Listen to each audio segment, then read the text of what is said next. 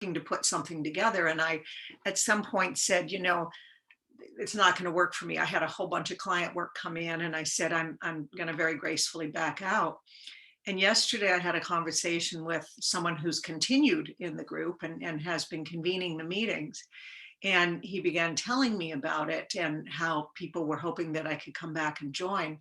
And I said to him, they're meeting 2 hours a week plus additional time. And I said, that's just not what my schedule can do. And he said, well, I don't necessarily need you to come to the meetings. Mm-hmm. I want you to hold with me the emergent wisdom that this process is about. And I think that will be sufficient role that you'll play in the group.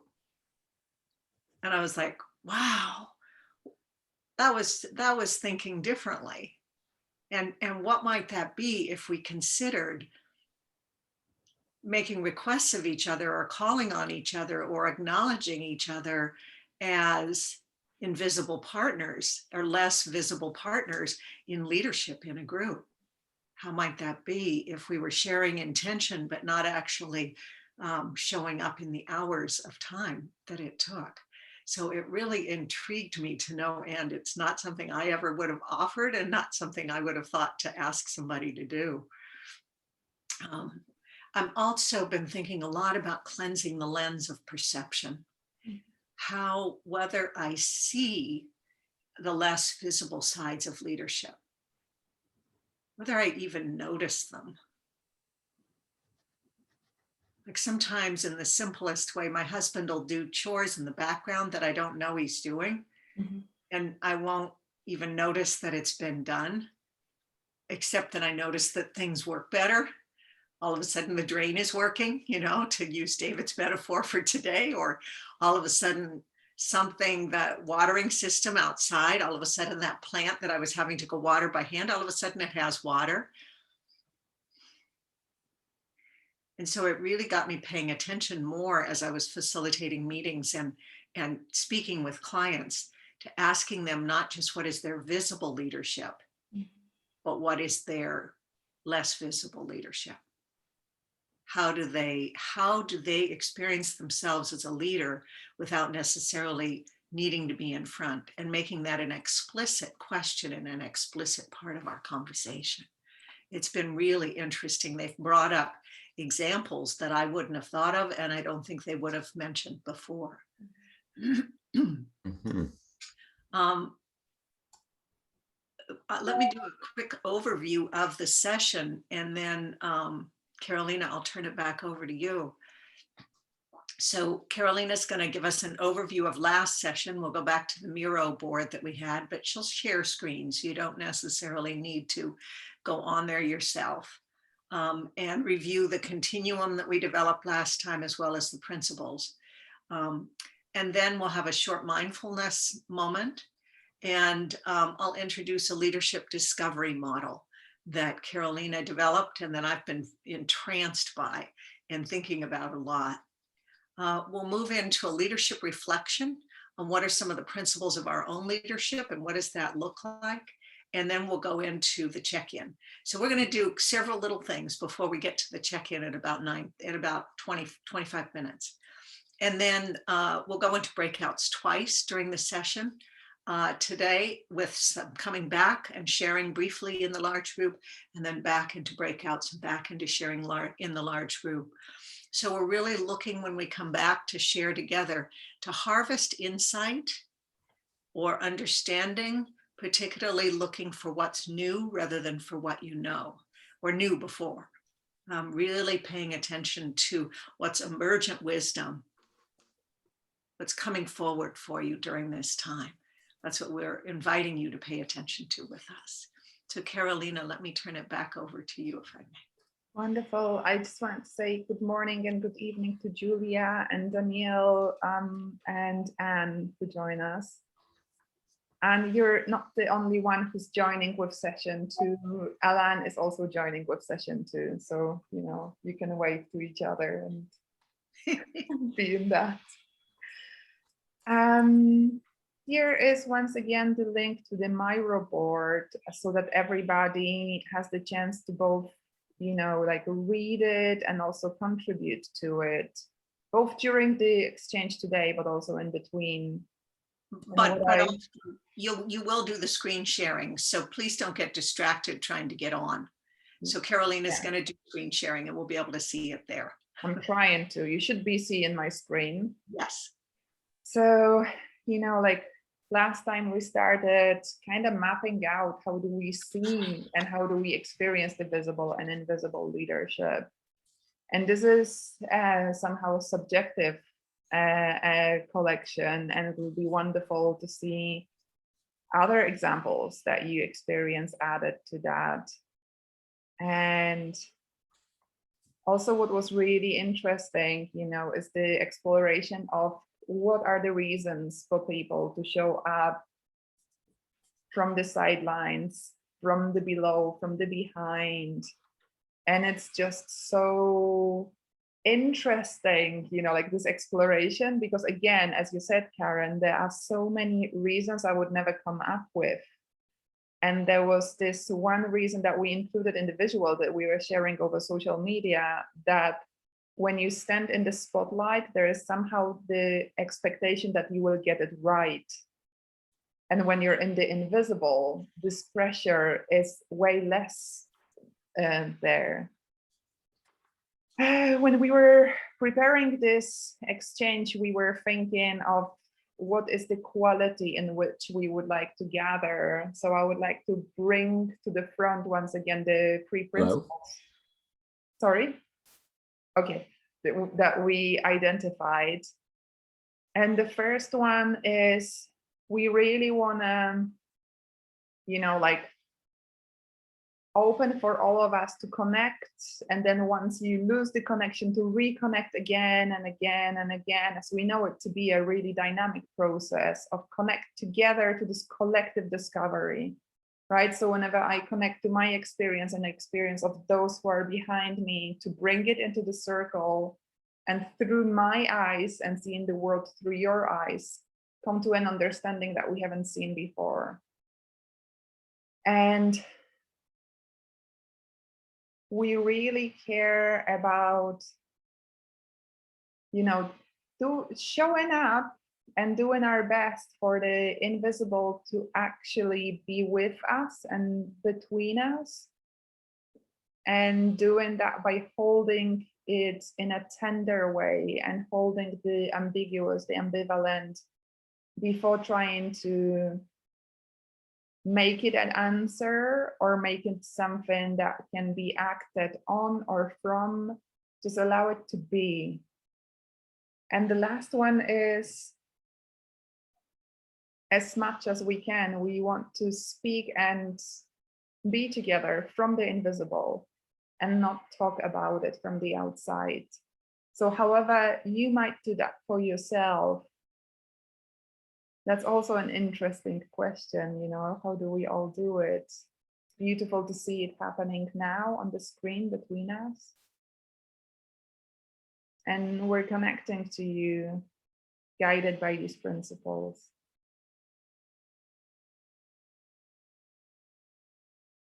And, we acknowledge this, that each of us comes from a reality that happened in the morning, whether that was breakfast or drive into the McDonald's to be on that parking slot or a busy work day. So we just want to have a really short moment of mindfulness to connect to this moment together between us. So if you can sit or stand in the position that is best for you, it's really a brief moment, 1-2 minutes. And if you can take a conscious breath and feel it in your body.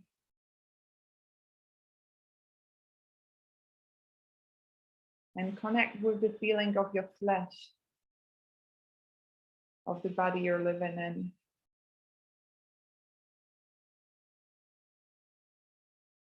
And connect to the day behind you.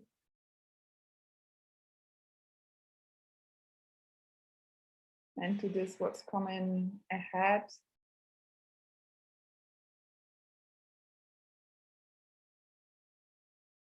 And connect to yourself in the now.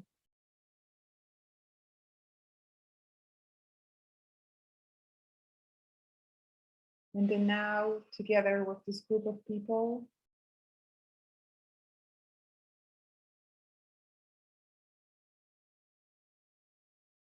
Sharing an inquiry around invisible leadership.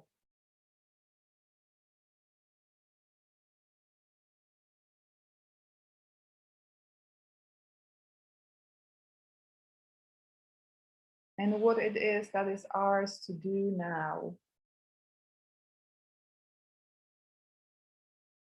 For a healthier and more inclusive leadership in the world.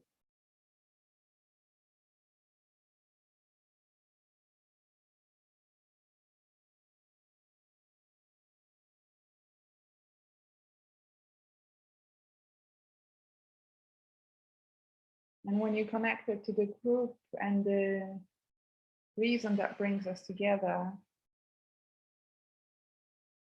feel back into your body and gently open your eyes and come back to the circle.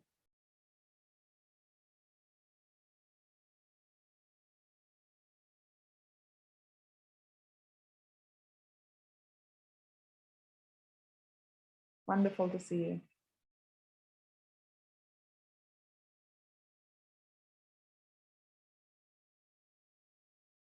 Karen, go ahead. I'm having trouble coming back out. That felt so good, Carolina. Thank you.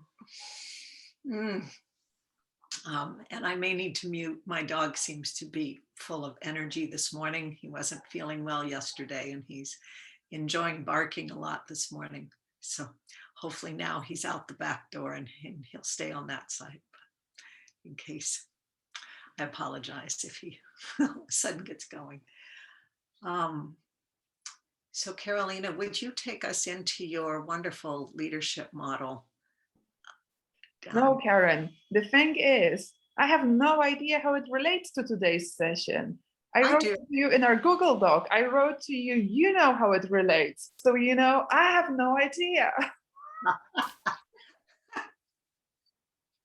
So would you go there for me, please? And I know how it relates because I think it's a very cool model.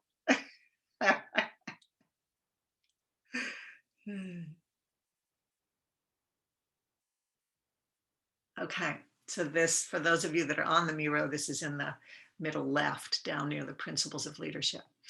So when Carolina spoke about this, it really got me thinking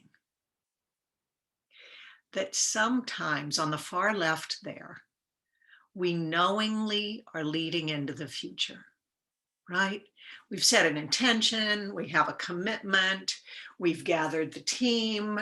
I remember when I made a decision, I was on the Spirit and Business Global Institute board, and I made a decision to host the Women's Forum on the wisdom and power of women leaders. I was knowingly leading all of us into the future because nobody had been in the conversation of what women's wisdom looked like in a business setting at that point. So that I had been part of. We had been part of wisdom in business settings, but not women's wisdom and not feminine wisdom in leadership. So I was knowingly leading into the future. I reached out, I called 12 women that I meditated. I got 12 women, I called them, every one of them said yes. And together we hosted a forum that was part of the conference and very, very well received. That was knowingly leading into the future. I had an intention, a commitment. I called the people together and we produced a remarkable event. On the bottom there is knowing what to do.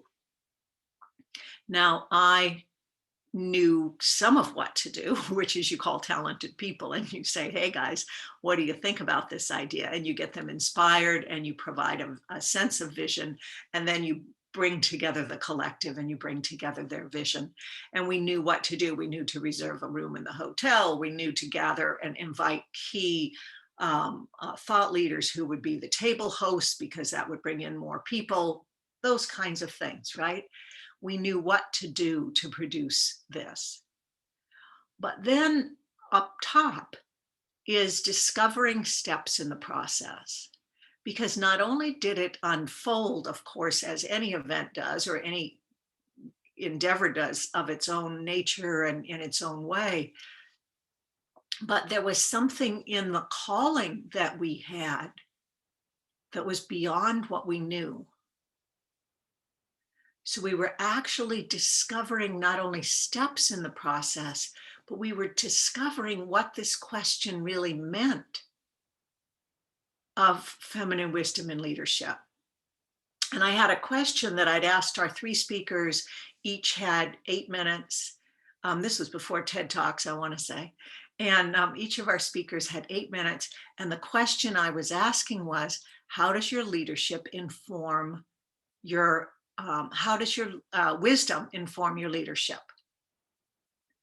And that was a question that everybody really immediately understood, and the assignment was to tell a story. So how does your wisdom inform your leadership? And Mary Cranston, who had just led the merger of a couple big firms, she spoke about Seth Speaks falling from the bookshelf of Kepler's books down in Menlo Park, and how that insight that was within Seth Speaks led her to actually begin to use her capacity to vision and envision. So she really, we were all just enamored with this extension of her natural skills and abilities as a leader that she had awakened as she was listening to the wisdom and bringing it into her leadership.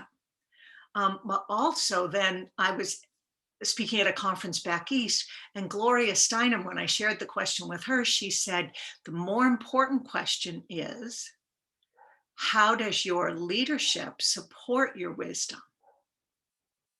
How do you lead in such a way that is cultivating your wisdom, that is inviting your wisdom to come forward? And that question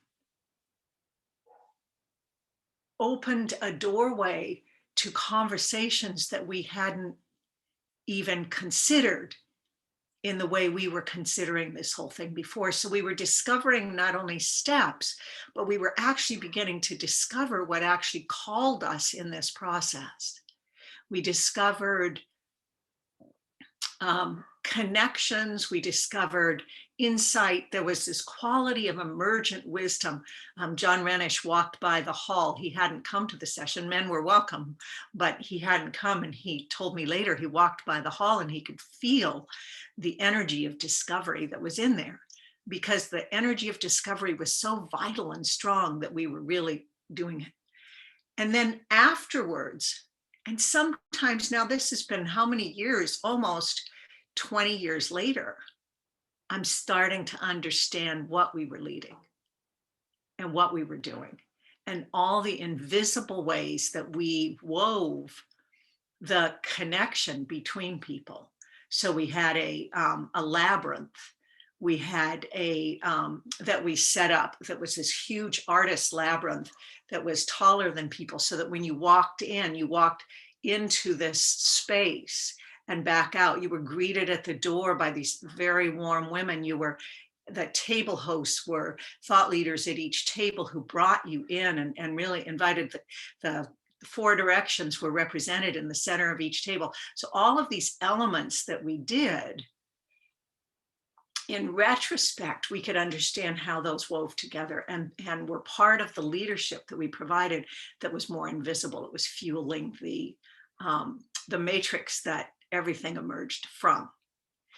So my question for us in a rather brief discovery is, how does this speak with you? How does this model come alive for you? Does this give you some ways of understanding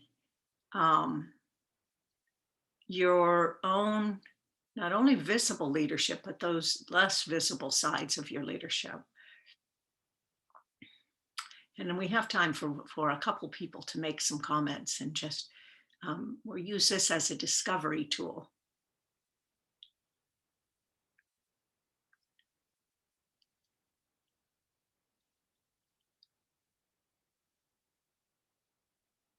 Yes, Alan. Hello, everyone. Yes, the question that came up to me is that what is the link between exercising that invisible leadership and not knowing exactly that you are leading at the time, and actually becoming, through your intuition or other ways, just in connected with something that's coming through you. So you don't know what is going to come through you. Is there a link between the two? Because I'm exploring that particularly as the Enneagram 5, who comes a lot from knowing, and wants to know more, more, more. But there's a point where there's also an opening to what is the direct knowing that I have access to if I put myself in a certain position. So that's why I'm asking this question.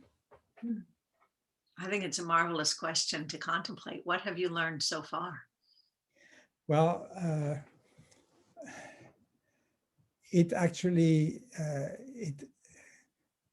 in terms of the practices that help me get into that, it's slowing down for sure, taking much more time for contemplation, some peaceful activity in nature or something like this, but that gets me away from the agitation of wanting to know more. Yeah.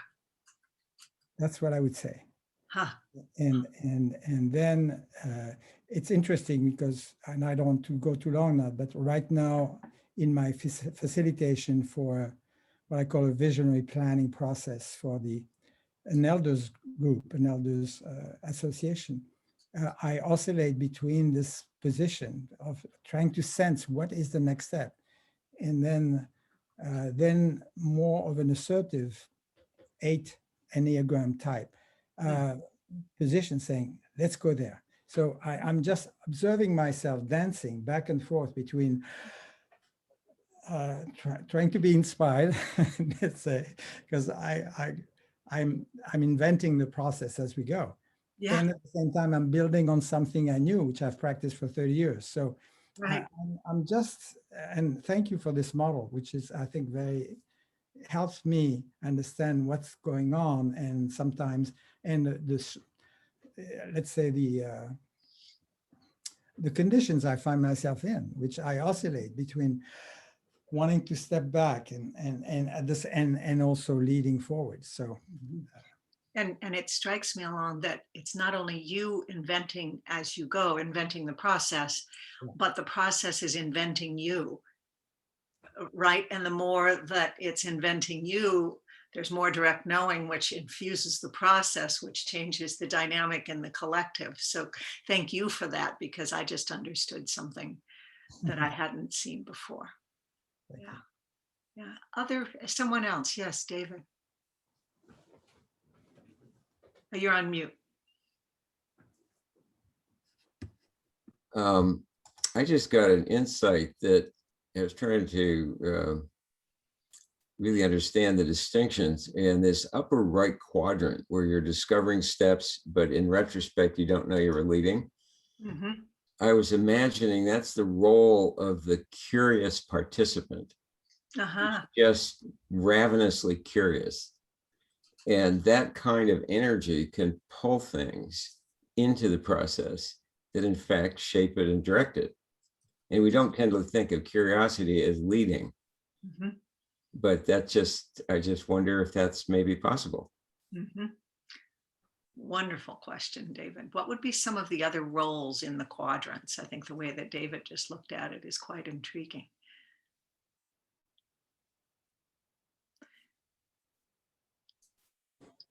So I think obviously in the left-hand quadrant is more well-defined, one that we spend more time with typically in terms of we know where we're going, there's commitment, there's intention. So the role of, and it could be an invisible role of somebody who aligns behind the intention, who's very clear in stepping forward into that. Because we all know the difference between standing out there alone versus somebody standing with us. They don't have to say a lot, but we know.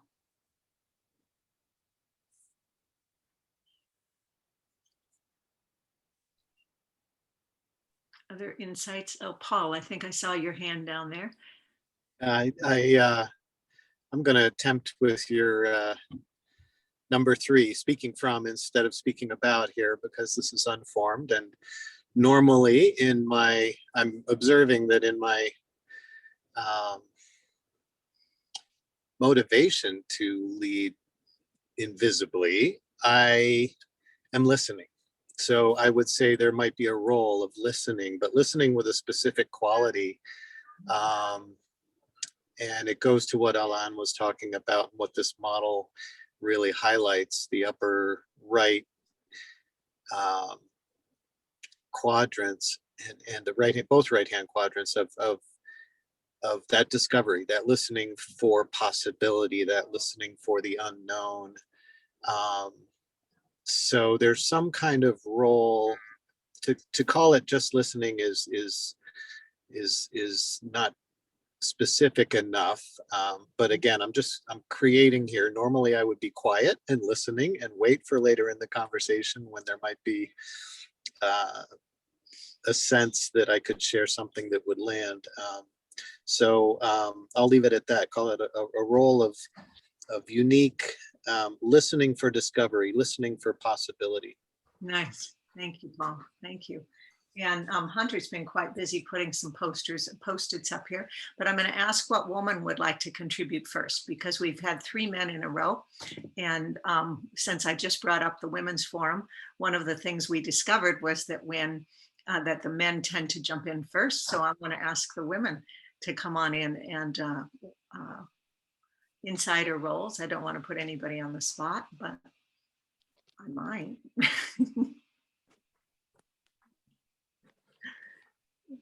Anything. And if not, then I'll come to Hunter because he's got some wonderful insight. Yes, Sabine.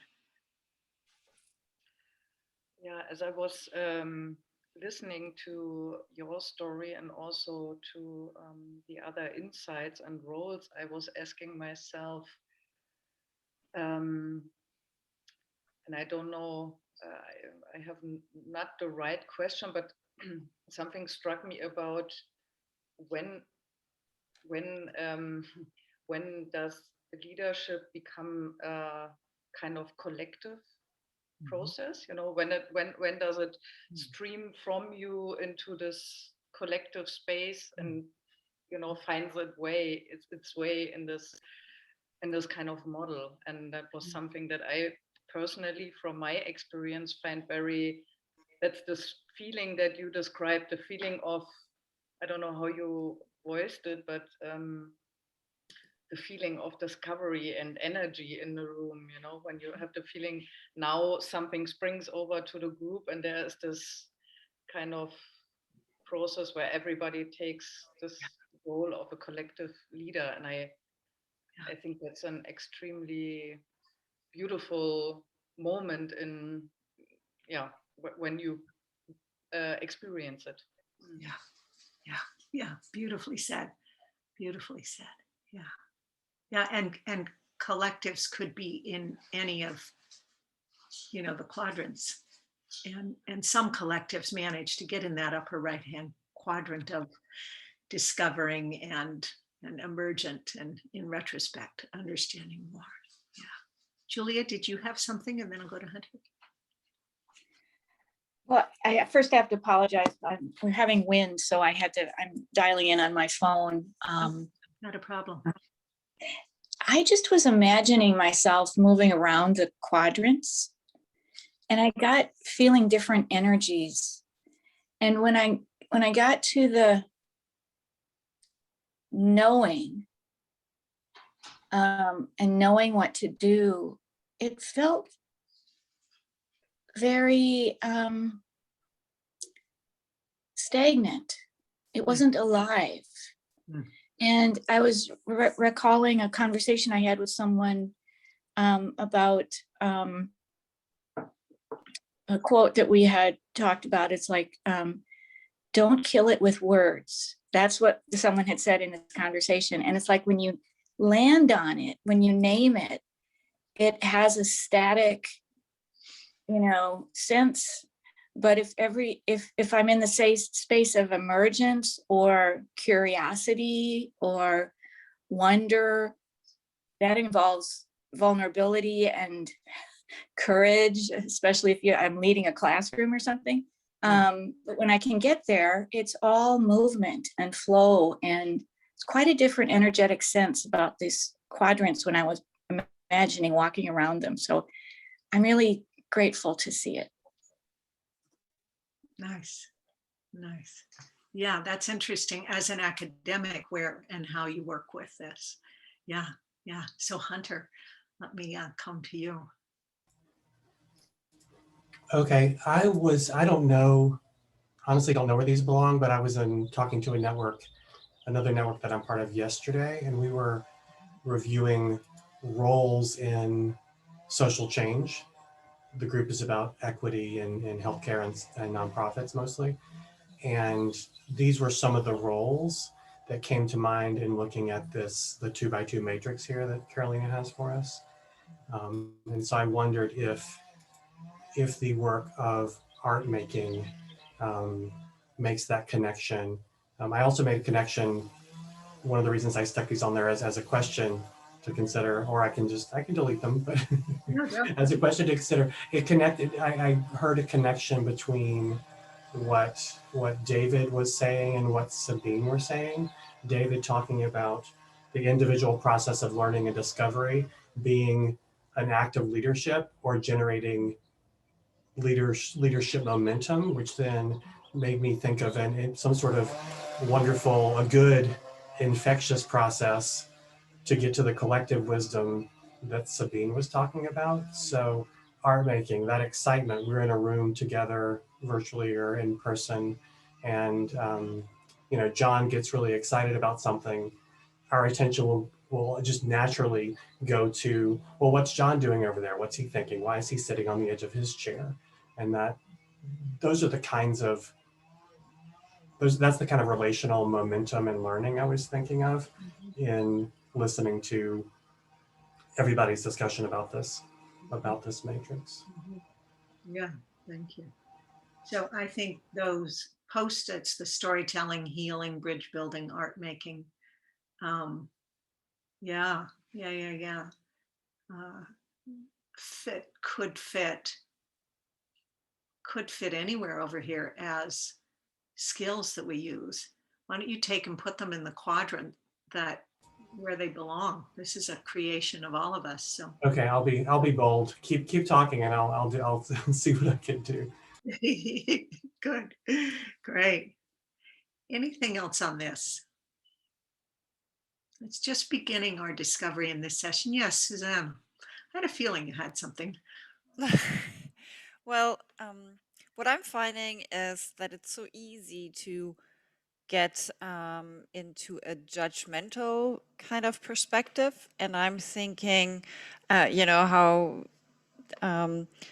I think we need all four quadrants, and we probably need people to work from all these different four quadrants, depending on the situation, on the context, and so forth that we're in, right? And it's very important to kind of tame that judgmental voice that kind of tends to draw us into one direction or the other, and more to recognize all of them are important. And it's kind of the question of all of them coming together and more like an orchestra. And some may have, favor the flute and the other one the violin, but it's kind of really of all of them coming together and knowing, who plays when the loudest, and still all of them are needed. Beautiful. Thank you for that. That reminds me of times where there were a whole bunch of people who knew what to do and were talking about knowing what to do. And I was sensing there was something else.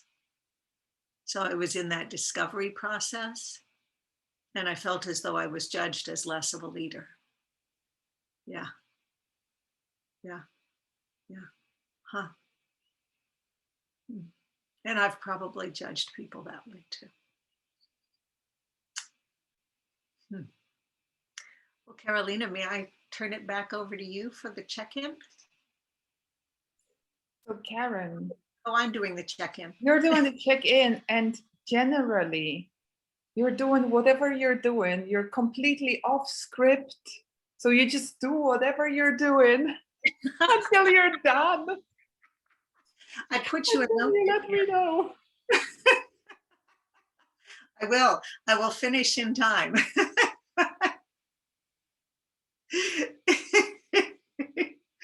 I let it emerge here, you know.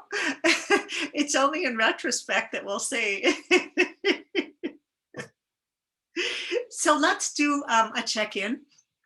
And just briefly, again, your name, if you would, because we have a couple people that weren't here last time, and your location, and your intention. So before we go to that, though, would you enter a dot in the chat? Can everybody do that, even though you're on your phone? Just enter a dot in the chat, and that will be the order that we that I call on you, or that you'll speak. I mean, I don't even need to call on you because you can see.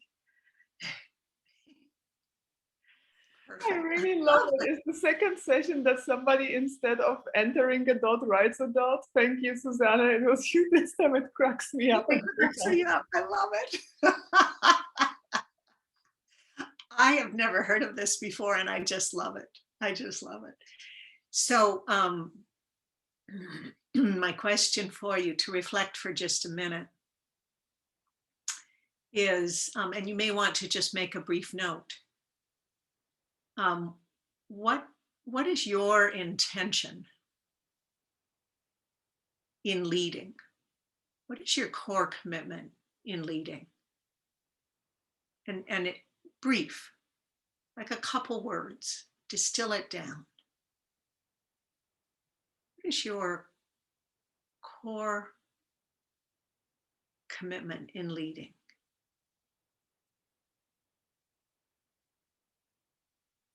So John, you're on first. Your name, location, and just a couple words. What is your core commitment in leading? Okay, thanks. Hi, everyone. Just to let you know, I saw most of the recording of the first session, but not all of it. So I'm kind of down with the program. John Schinnerer, I am in Ashland in Southern Oregon, United States. First came to mind is something one of my mentors in grad school said. Somebody asked him, how does he work with his advisees? Which I see as a leadership role, being an advisor. He said, and he did this gesture, he said, I push and I support. Beautiful. I'll leave it at that. Thanks. Thank you, John. So, and I am going to ask that we keep it really brief, if we may. So Carolina, you're next. Well, that's the question you gave us, so that's the sauce you get. Okay, you're right. Carolina, Berlin, and my core commitment in leading is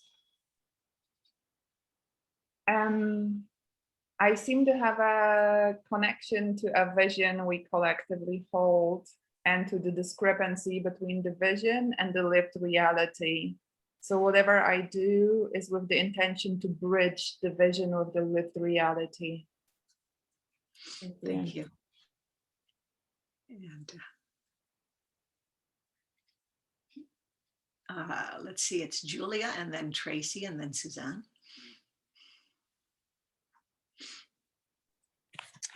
I am Julia Storberg-Walker. I'm on Massawomack land in Northern Virginia. And my core leading is compassion and reciprocity.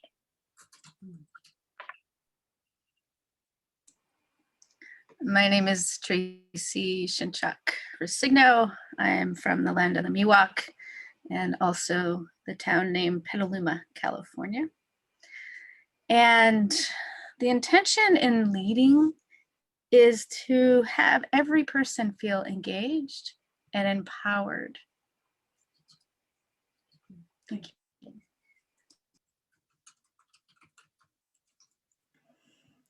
Susanne Jannebar, Heidelberg, Germany. Can you hear me? Okay, good. And my intention in terms of leading is for everybody to be more in sync with themselves and the overall goal or vision, and through that to feel more alive. Hello, I'm Danielle Bowditch, based in Los Angeles, California, where it's very hot these days. And my intention with leading is always about more growth, more strength, more money. If it's business, it's just more. There's always more we can get.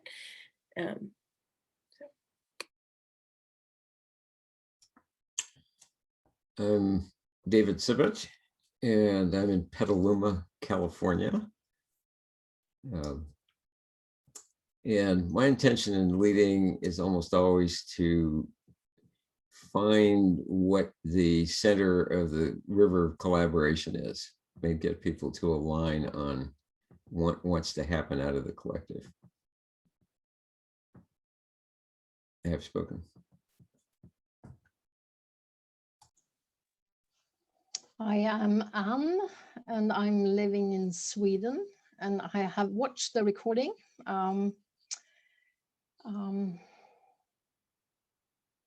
I think it's about bringing forward the things that we don't talk about necessarily, but that is important to talk about. So like the elephant in the room, just say what's there, and then we take it from there. So I guess that's it. Thank you. I'm on my phone. Oh, sorry. Go ahead. I'm on my phone. I can't tell when I'm next. Somebody can probably think. I'm Mona. I'm in Copenhagen, and my intention is to foster integrity and compassion for all life, all beings on this planet. Paul, please go ahead. You are next. Awesome. Thank you, Karen. Yeah, Paul Schmidt, and I'm currently, my energy is all over the high desert of the Rocky Mountains in the Western United States, and emerging spring. And when I lead, my intention is to empower others through unlocking inspiration and passion. Thank you. Hi, everybody. I'm Hunter in San Diego, and my core commitment in leading is to continue start or continue a group journey of learning. It's about learning and becoming together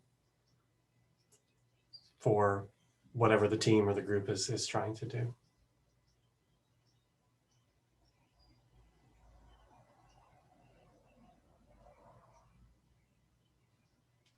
So we have Aman and Meg and Sabina and Nora. All right, so my name is Aman, and I'm calling from Berlin, Germany. Tough question, and I would have said it depends on the context, but if I want to think of one thing that's leading from my intention, that would be maybe envisioning what's bringing life to the context, to the situation, and then supporting or facilitating, creating the conditions for that to happen. Maybe that's the first thought that comes to mind. But there are elements that everyone talked about that also resonates a lot.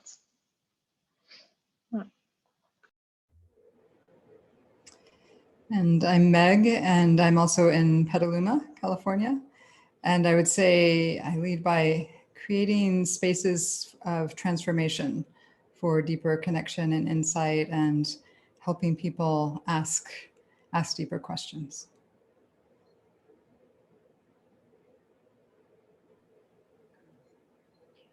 Hi, yeah, I'm Sabine from Berlin. I feel this question makes me really nervous. I feel it triggers something within me. And it's probably because I really don't see myself leading somehow. And I'm gonna take it with me to contemplate. And there is just a gesture that I want to share.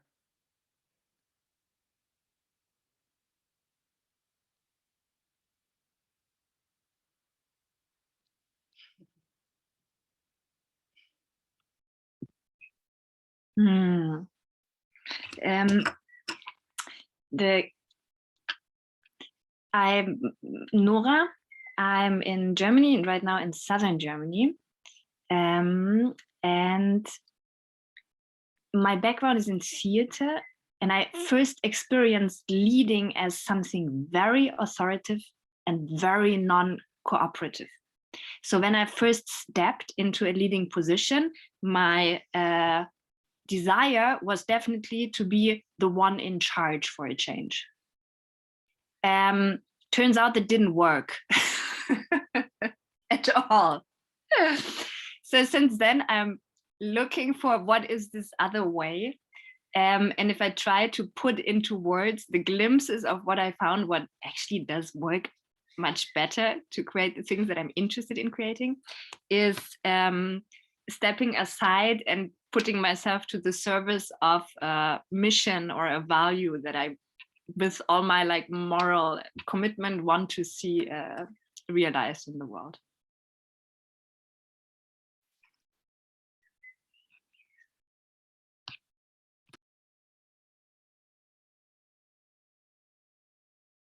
There we are. And my core commitment, I'm Karen Wilhelm Buckley.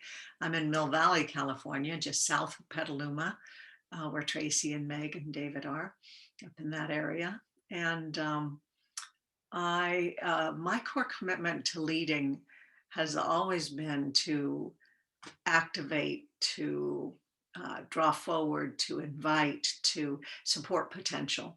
Whatever it is that's emergent, I'm always listening for those phrases that have resonance, that can open the door to where we're going next, and what it is that's emergent, what the wisdom is that we can pay attention to. Yeah. So thank you all for that. That's delightful. And sorry to interrupt, but Tracy and I are going to need to be leaving for another meeting, but so glad to be part of this part, and we'll watch the rest of it coming up. Well, we'll miss you in the breakout, but I'm glad you were here. Yeah, thank you all. Bye-bye. Good meeting. I need to leave too, unfortunately. I'm sorry. Okay. Sorry. Take care, Sabina. See you next time. See you next time. Okay, I'm rearranging the breakout groups. Wonderful. So 15, oh, Alain? We cannot hear you. You're on mute. I didn't check in. My name was not on the list. I'm so sorry. Okay, I'm a latecomer. So Alain, I live in Portland, Oregon, and I'm 81 years old, and I lead to serve. Serve emergence, if possible, evolution. Thank you.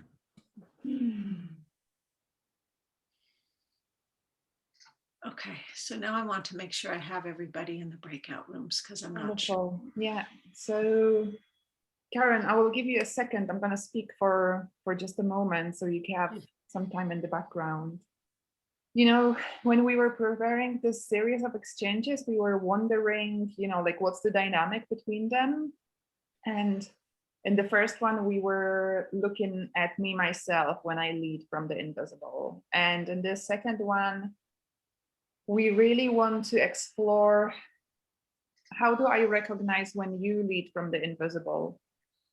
How do I see you? How do I witness you? How do I support you? How do I stand by your side? How do I offer this, what you might need and I might have? So in the breakout sessions, we want to do we want to share around a question that I'm also going to share here in the chat, which is, when is it that you have acted from your less visible leadership, and what did you need from the other for it to be more impactful? And what we're going to do is we're going to go to breakouts of 2. That means each of us is going to share from a moment when we were leading from the invisible. And the second person is going to be observing the other in retrospect, as the other is observing itself from the here, looking into the past. And through this double witnessing, we're then going to come into the main circle to share the essence that we found. So the other, like that, is not outside of our circle, but also inside of the circle in a different time dimension. And before we go into the breakout, I would like to give all of us and each of us just a brief moment to connect to an experience that you want to share in the breakout, of when is it that you were leading from the less visible, invisible, that you want to share with the others. As your back burner is connecting to that, I'm going to share one story with you that that is my story. And actually, it was wonderful what Sabina just shared, that she struggles because she doesn't see herself leading. I had that moment in my life when I was doing some serious work and heavy work, and I didn't know that I was doing serious work and heavy work. And I didn't know it, and I did know it and I didn't know it heavily, both of them. And I only discovered that I was doing it when a friend of mine told me that what I'm doing is called intergenerational healing. And discovering this name made me understand how it was that what I was doing was impactful, and how it was that I was leading an intergenerational healing of a lot of suffering that was inside of my system. So that was, like half of the circle. And because of doing this work, I was spotting many patterns in my system and giving them names and caring for them. And what I have happening now is that my brother is the first male person in my family healing the male lineage. And he also doesn't know that he's doing that. And because I did that work, I can tell him, you're the first one who's taking care of this, what has been abandoned. And that positions him completely different in the process that he's holding. And because I have been spotting and tracking the patterns in our system together with my mother, I was able to share past stories with him that he otherwise would have had no access to, that allow him to look back at his male lineage with a lot more of tenderness and forgiveness. And, so this is, I'm inviting you to spin a little circle in the breakouts, because there is something to spin in these circles of acting from the invisible and observing the self and observing other when they're acting from their invisible and supporting them in doing that. That brings a beautiful aliveness. So once again, Julia, I'm going to talk a little bit about Thomas Hübel after the breakout.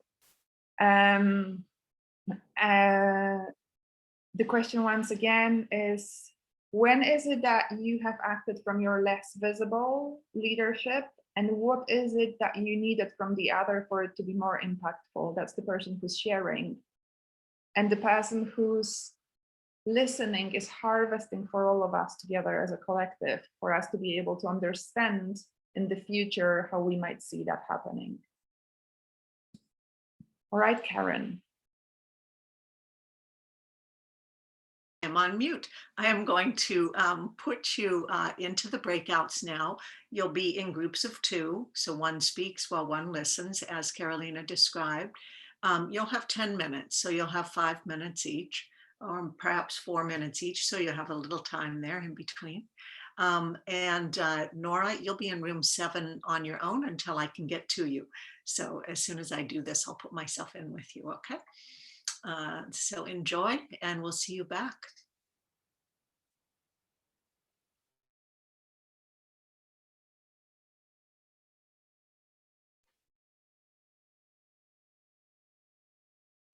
The funny thing is, Aman and I shared a breakout, and what I discovered, to my huge amusement, what I need to happen when I'm acting, you know, like when I'm leading from the invisible, which is often the situation in like supporting systems in their transformation, which is like pain-strikingly slow. I said to Aman, you know what? Frankly, what I need is every now a little bit of magic, you know? And then what happens is our Zoom settings go completely bananas, which I'm grateful for. That's just what I ordered. All right. Wonderful. Welcome back, everybody, from the breakouts. And we would like to share just briefly, maybe 5-7 minutes. And if somebody can help me take down the notes and take notes here, what we would like to collect around is, what is it that you discovered about this, how you can show up for the others acting in or from the less or the invisible. So what is it that we as a collective can learn about this, how we can show up, how we can support those who are acting, leading from the invisible?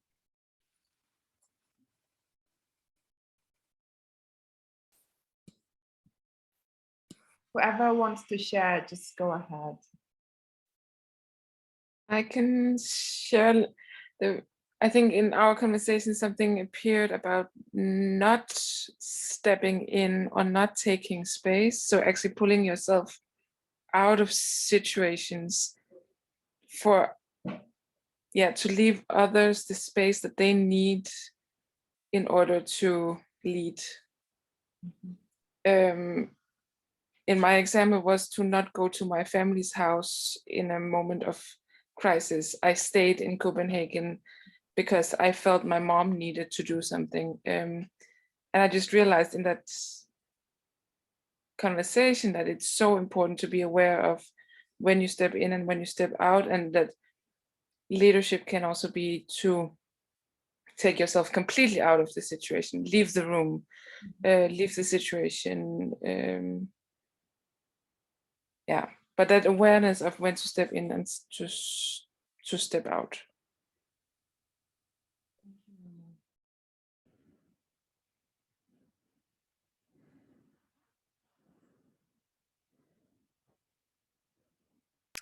I maybe can add to that or expand on it, because we recognize that the stepping out could be seen as passive, and so this whole framing of what somebody is doing, pulling oneself out of a discussion, is that passive or is that actually giving others more room? Is an important part of the whole invisible leadership.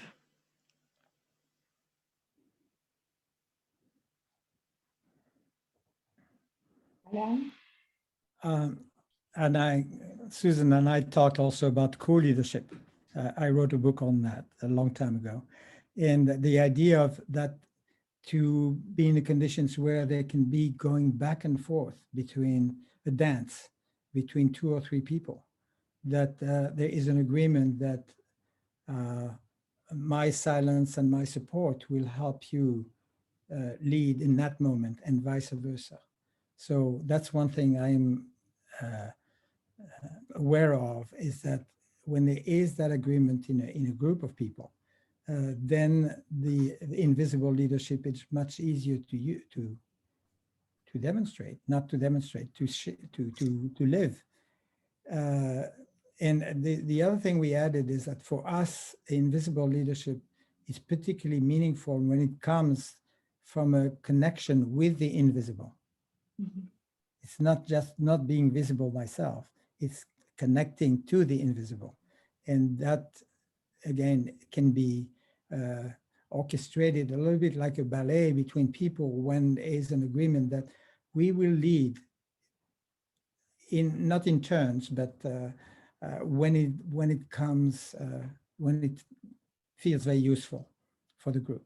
So I don't know whether it makes sense what I'm saying, but Beautiful. that was true for both of us. Thank you.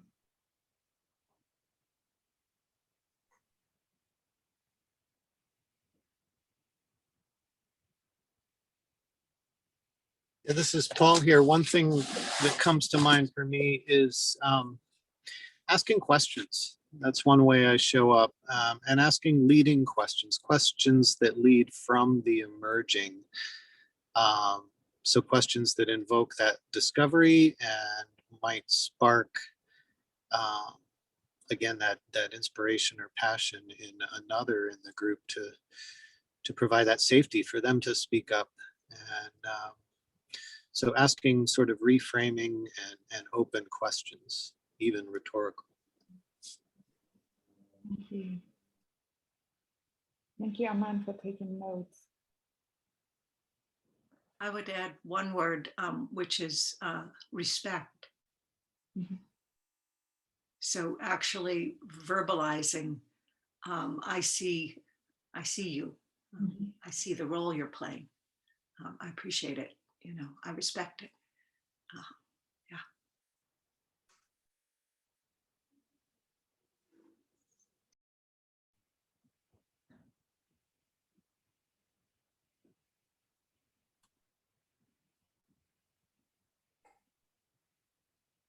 I guess I would also say thank you. Mhm.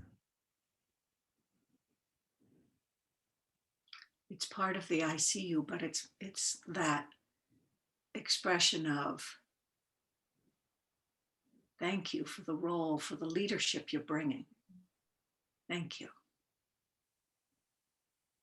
And, you know, like with Sabine saying she doesn't know her leadership, I'll bet if we were in a group together, there would be many things she would do where we might say thank you.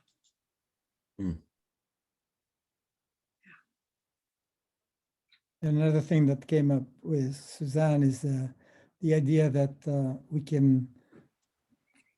I can create conditions in which you will want to venture into some unknown discomfort and lack of familiarity, the willingness to learn from the future rather than just, so I can create conditions in which you will want to take some risks. And that's one of the things it's really, and that's what leading actually means in some ways, is to be willing to move forward without any assurance that's going to be the right thing. Thank you, David. I was with Paul and he was talking about doing energy work in a room kind of silently.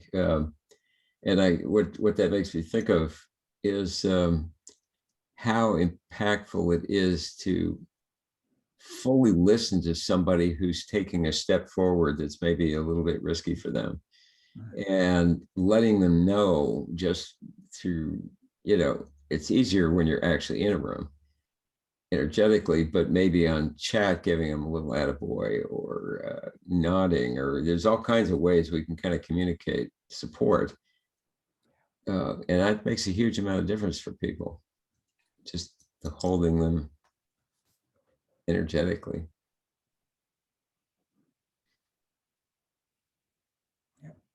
And I wonder, when you lead from the invisible, how might I show up to you?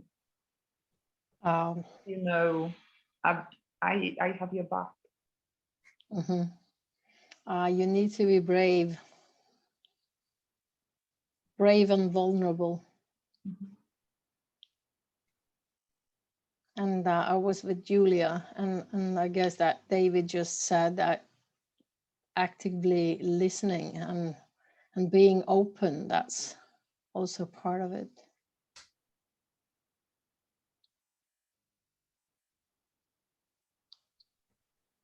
Open and ready to listen.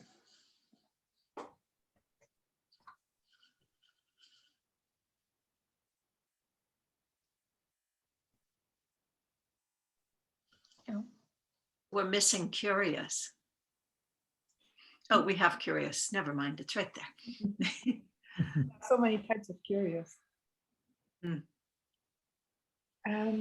I just really quickly want to share with you one more model that I created, and I called it, it's here, I called it showing up in self-organization. It's called Suzon.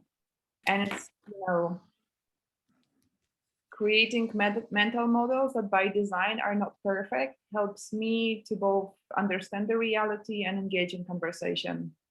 So this is one I share with my clients a lot, especially with those clients who either work in what they call dual leadership systems, where they have a triangle and a circle, or those who are working in self-organization, but might either be new or have many new people that are joining their team.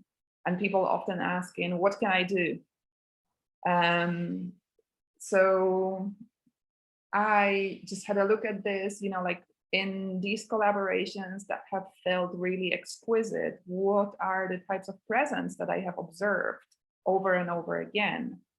And it started with my exploration of followership and what does followership mean and how do followers show up to actually support and also sometimes create leaders. And this is something I had a conversation about with many people for a number of months, and then it expanded to these other roles that are the more visible ones, the ally and the body, and the less visible trend tracker and witness. And as Karen and I were having conversations about this, like witnessing the other in their leading from the less visible, invisible, we really zoomed in on the ally and the body and the witness as these qualities from which we can show up to the other, to, in the case of an ally, to share our privilege with them and give them more strength, because we have more in that moment than they have in this context. Or be a body, so be this person who is sometimes allowed to say the unspeakable, and call people out and call them names if this is what they need to shake it off and come back to their center. And I know for myself what a transformative impact being witnessed has, and also being witnessed over time. So we just wanted to share this model here, maybe also as a conversation opener for you. And I know that we have really many people here in this group that work with diversity and inclusion. So I'm also, very careful with sharing something more. But as I shared with Karen, these 6 steps of how I work with that, you found it helpful, so I just included them. So how, especially when I'm in the position of an ally, what I do is I look at the room and I try to understand where I am in the social rank. So I try to understand and access my position. That's my first step. And the second one is to identify those who might, in this context, in this setting, in this moment with this group, not have so much visibility. It might be because of their voice. It might be because of how they formulate their thoughts. It might be because of the pace, the language. It might be that they're dressed a certain way, or they have a gender, or are in a place in between that is unidentified by the others and so not seen. And using all of my life experience to see that what might drop out of the visible, and see where that leadership that might not get sufficient attention might be actually beneficiary for the purpose that brings us together.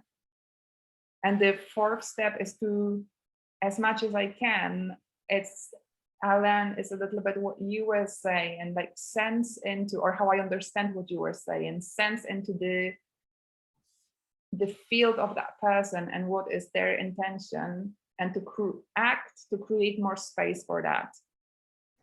And what really seldom I have the possibility to do is, you know, like this closing the loop and having that conversation with that person where I get the chance to say, this is what I believe you were doing, this is what I was trying to do. Was I right in any way? Was that helpful, or was that the absolutely contrary of what you needed? So that's just, you know, some sharing of the conversations that Karen, you and I had in the background. That model to me is so marvelous, because when I go into a group now, I can identify for myself the different roles that I want to play, and I can begin to map different people in the room. Who shows up as an ally? Who shows up as a follower, someone that really backs the action of somebody that's putting a vision forward? Who shows up in these different ways? I really appreciated that, and checking in, you know, being curious to see what their intention is and if I'm right. So let's give you an opportunity to go into another breakout now, because it's always so vital to be in those one-on-one conversations. And the conversation this time is around how have you been dismissed? So when you were really being a leader in some way, and you know that you were being a leader in some way, and how, but you were unrecognized. You were not seen.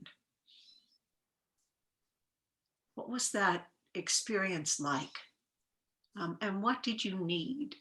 We're raising our sensitivity to what we or others need in the way that works. I am, let's see, so I have the breakout rooms ready to go. And there we go. And we'll have, I think, 10 minutes again. And that will give us plenty of time to come back in the large group. So perhaps tell a story, and I'll tell a very quick story to give you a sense of the way this might work. So there was a school that I co-founded, a Waldorf-inspired school. And one of the roles that I played, because there were a couple of founders that were really big personalities that brought in all the money. And so I was on the board, and I was helping to shape curriculum and stuff, because my undergraduate work is as a teacher. But really the leadership I brought was I was in the parking lot talking to all the moms and dads in between everything else going on. And I was noticing who was starting to ripple a little tension, where there were conversations going on, who was super excited about something, but kind of insecure about bringing it forward. So I kept tracking all the dynamics in the halls and out in the parking lot. And I would go over here and I'd tweak a little bit, and I'd go over here and invite a little, or I'd connect people, or I'd calm them down, or I'd have them go actually check the facts rather than getting, you know, caught up in a story. And I spent a lot of time doing that. And I was perfectly happy to do so, but it was completely unrecognized. And when I left the school, about 6 months after I left the school, I was in another gathering with one of the real big founders. And she said something about how incredible the school is, but it was so amazing how many more conflicts there were lately and how things seem to be erupting. And I was like, ha, ha, ha, you know, but that was that. I realized how I had, without even noticing I'd felt dismissed, I had, because nobody had noticed what I was doing. And it was painful. And at the time, I hadn't really recognized it. And I realized when she said it, it provided a salve to a part of me that I didn't even know was hurting, that was raw. And it really felt good. And I still can feel it now. And that was a while ago. So, you know, there's an example of a story. So come on into your rooms, enjoy, and we'll see how the ending works this time around the timing. Enjoy.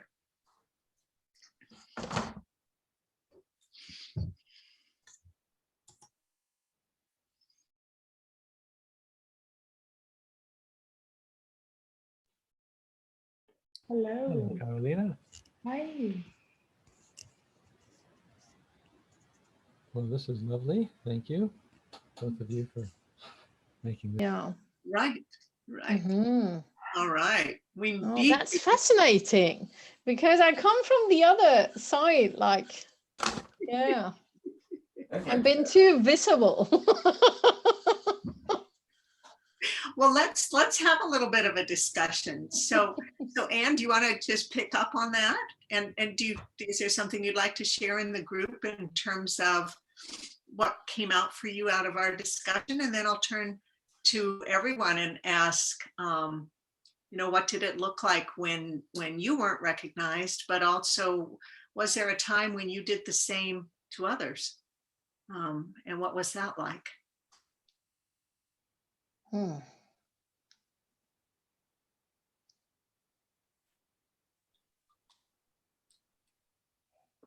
Well, there's a lot of things going on. I'm not sure how to like bringing the essence out of it. Because this concept of being visible or invisible is like totally new. And I've been playing with it ever since I saw the recording. And when you said that you needed that confirmation that you were bringing something in when you are an invisible leader, I haven't thought about that, because I thought that if you feel it yourself, that's it. You don't need that recognition, but that's totally new for me as well. So I get that the thing I'm bringing with me is that I need to like saying that to people that I saw you did that, and that was a good thing to do, or that was beautiful and that was valuable. Because I have problems when people say that I do stuff that is good, or they say, oh, never mind, because let's go on. And it's really like, I don't want it. So that's something to bring with me. Yeah. Thank you. If we have time for another comment or two, or question or discovery, again, speaking from inside of this discovery, as Anne just did so beautifully.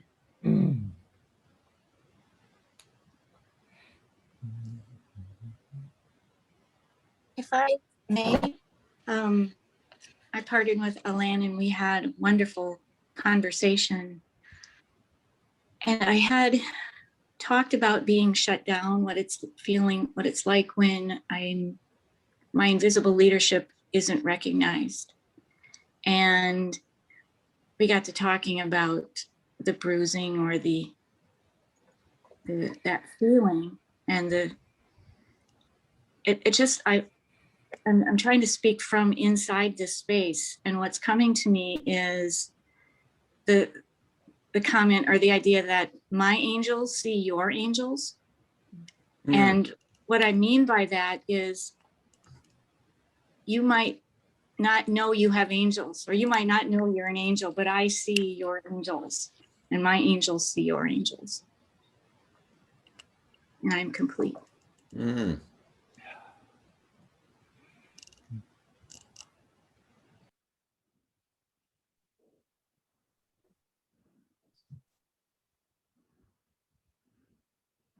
What wants to be said, but you feel shy to say or hesitant to say?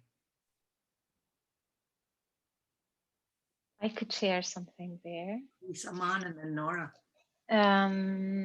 So the discovery that I'm feeling is that more often than I recognized, there were moments where I was the younger or maybe the least experienced or on the invisible group, let's say, by default.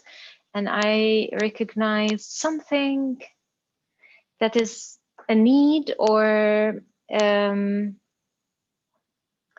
envisioning a better reality than the current reality, and I was either shy to speak it up with strength and power and confidence, or said it, but then because of the lack of support, I let it go. And then after a while, in several projects and several encounters, I would realize that after a year or two, the group realized the need and they moved on to do it. And that feels like now, as we are talking, I feel like it takes from me more perseverance and from the group more collective holding the space for each other. Maybe when you asked, have we done it for others? I started asking myself really deeply, this is a very good question to reflect on, because that makes also us responsible for when this happens to the younger, to the, and so on. Yeah. Thank you, Mom. Thank you. And Nora? Yeah, hello. Yeah, I wanted to share something from my beautiful encounter with Danielle, which was that in our experiences of dismissing, there's also the thing of these layers of structure and still all these old structures that basically stand on just eating the invisible leadership and creating conditions where it's expected to give, and not expect recognition. And I just wanted to bring this layer in also, not to give that focus, but to also, yeah, I don't know, to, to be aware of all these patterns as well. And I was finding it very interesting to reconnect to what I was saying in the beginning. I was saying, yeah, what I actually want to lead from is something bigger than me, and how this can also be easily, or so often, this is easily turned around into, come on, this is bigger than you.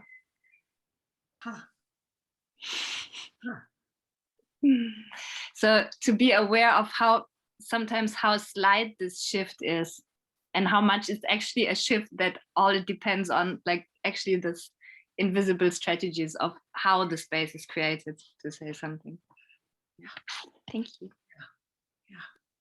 I'm hearing a lot about the receptivity of the space and the invitation of the space and the welcoming, and yeah, as well as the recognition, so the reciprocity of it.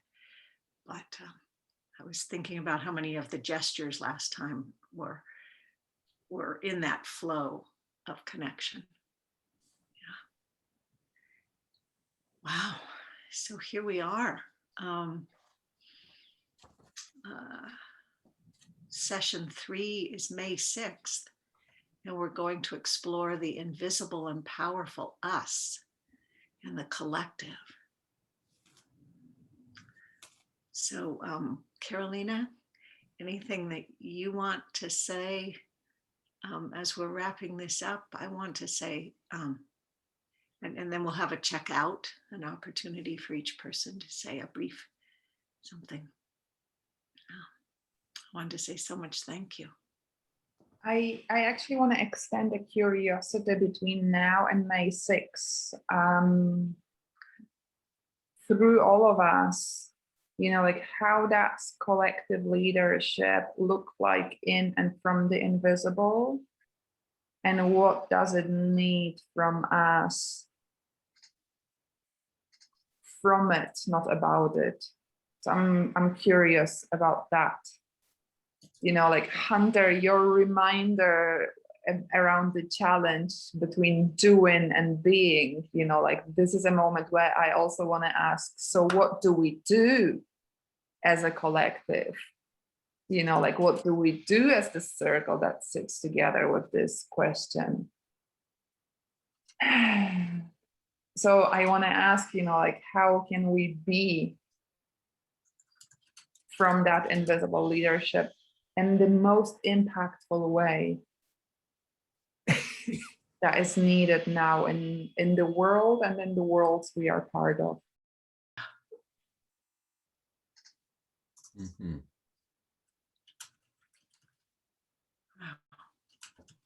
How can we be the invisible leadership in the collective? What's our role? Yeah. Sitting together as a collective with this question. Beautiful. Thank you. So in terms of just a reminder about Kajabi, that there can be conversation there as you discover. That's the online platform that you signed up through.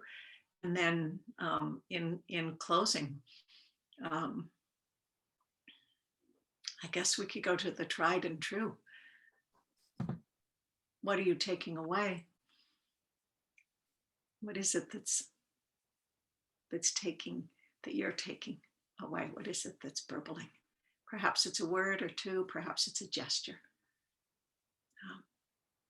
Can we go back to I guess I'll call on people because I'm just going to go around since we're rounding down on our time. So can we go Danielle and then Nora and then Susanna and then David?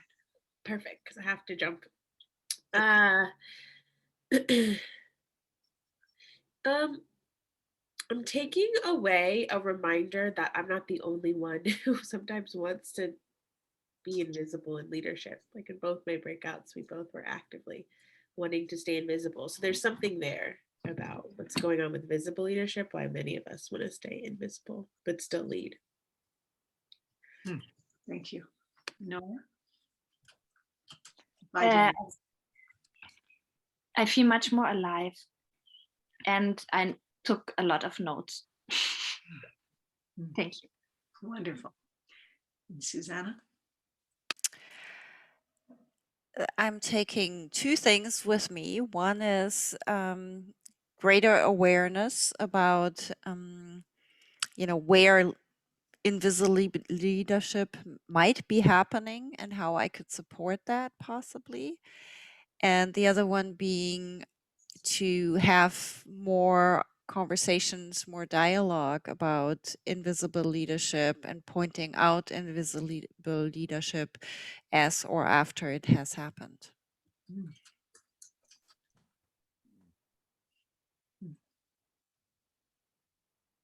David? Yeah, I was really touched by Aman's talking about being younger and ignored, and particularly since yesterday, had a talk with a 30-year-old colleague who I worked with for a number of years, and she was just blowing my mind with her perspective. And I realized we're in a time where the younger people may have a lot clearer idea of what's going on, because if we're just trying to map our way forward based on past experience. So I was really touched by that, Aman. Thank you. And then Hunter and Alon and Mona? I have been thinking a lot about the label of leader, which is one of the things that brought me to this exchange. And so I'm thinking about, there's that, people have talked about recognition, looking for things that we see as leadership that we appreciate as leadership that doesn't get immediately labeled in the traditional, I think I said cult of the single leader last time. And I want to complicate that, especially as I talk about equity, inclusion, diversity, who gets to speak, who doesn't get to speak, all that. So I'm trying to think about how to continue complicating the idea of leadership that this exchange is doing for the goals of more richer voices for better results within groups. Beautiful, thank you. And I can see that with my question, I've gotten myself in trouble on time again. I seem to be doing that. So help me out, you all. This is so rich. I want to go for another hour. So Alana, then Mona, and then Anne. So I feel very grateful. I got some additional insights, especially as an elder trying to still have some influence. What does it mean, and what shapes does it take, and how do I encourage it in others? Thank you. I think for me, there's an exploration happening around the need for recognition. Not denying that I need recognition for my leadership, but also acknowledging that other people have the same need and that we can give that to each other. Because I don't want that feeling of being ignored, and I don't want others to feel ignored. And that, yeah, it just feels like a crucial piece of this invisible leadership. It was also a part of the conversation last time. So the word recognition, I'm gonna ponder quite a bit on that. And Anne? I'm taking joy with me from here because it was fun. And I really like to be talking about leadership in a different way that we are not used to, not where I am, for sure. So thank you. And then Aman and Julia and John. So maybe you can pre-unmute and we'll just wrap it on down here. I am taking with me gratefulness and courage that if we start talking about invisible leadership and collective invisible leadership, that we might also start collectively taking the responsibility that is awaiting us all as a human race with issues that are bigger than all of us, but not all of us together. And I hope that this is a wave that will lead to a bigger wave and a bigger wave and more courage to tackle those issues. Thank you, both of you, Karen and Carolina. And to everyone else. Thank you. I'm still swirling in this curiosity about the energy when I talked about walking around and feeling different energies. And I'm just wondering about the yin and the yang, or the feminine and the masculine energies, and the feminine power of becoming, and how does that map to my invisible leadership? I just love that space. Thank you. Thank you both. I'm appreciating Nora's comment, making explicit the shadow side of anything, such as this is bigger than us, and how that can be weaponized. And that leads to curiosity around the shadow side of all of this, the shadow sides of invisible leadership, and like Carolina's model, what else shows up besides ally, buddy, leader, follower, etc. That's it. Thanks. And Paul? Thank you. I'm taking away the nourishment of acknowledgement and being seen. So thank you all. This conversation is rare and beautiful. And also the excitement of inquiry. I love the space that is put forth for in between and next session. And what's come up for me in brief is this new frame that I get to now reflect on past experiences and listen from the emerging about what if everyone is leading invisibly, and what if there's a whole leadership. You know, I mean, the dichotomy we've set up is false, obviously, but we've set it up for this conversation. So what if there's a whole leadership that is the embodiment of both, you know, this dance. So I love the richness of that, and I look forward to